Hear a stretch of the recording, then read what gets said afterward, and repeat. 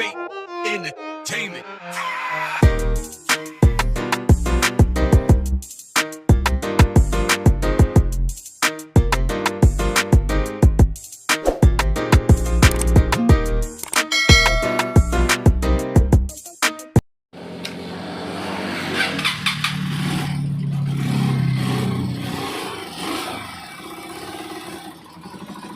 Yan guys, so palyado.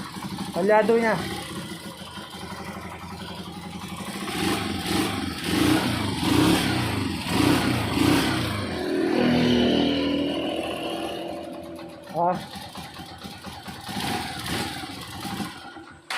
Hindi mo mabitawan yung gas.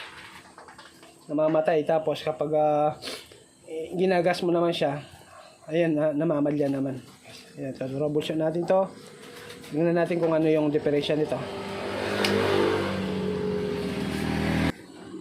Bali ito guys, kapapalit lang ng spark plug nito, ignition coil. Okay, palit na rin sila na CDI, ganun pa rin. Isang TMX 125 Alpha. Okay guys. Check-upin natin yung kanyang carburetor guys, lilinisin natin yan. Masigal niya pala na.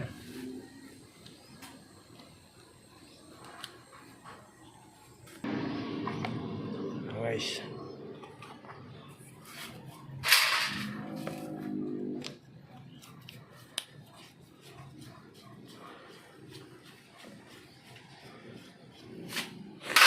Ayan guys, so bago na yung spark plug, ignition coil, namamalya pa rin guys. Okay.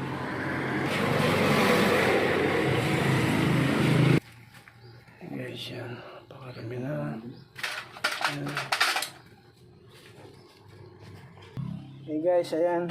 Halos general overall tayo sa aming carburetor dahil napakadumi na po niya. Inisin natin siya para mawala po yung palyado at namamatay. Yung kanyang mawala yung pagka palyado ng kanyang motor.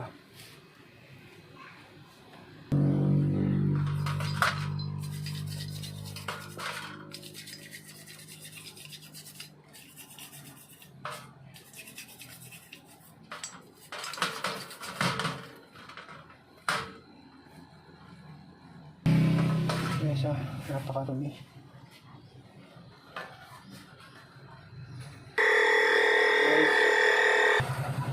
Hey guys.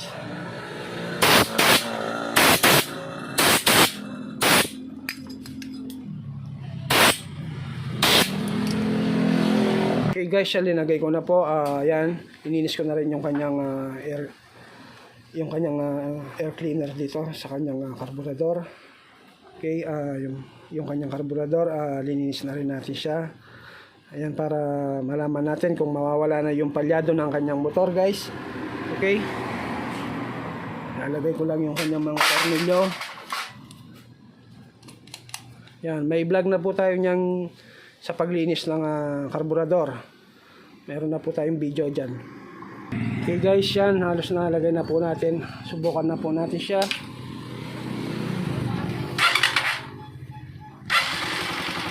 Okay.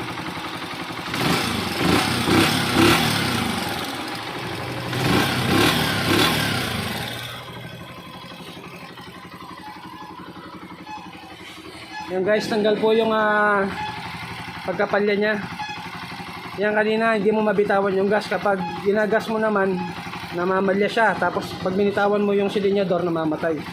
Yan. Diretso na siya ngayon.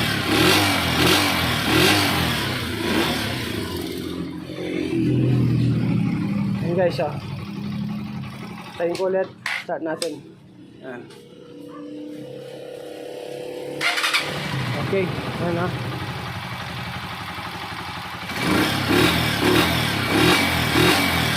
Okay.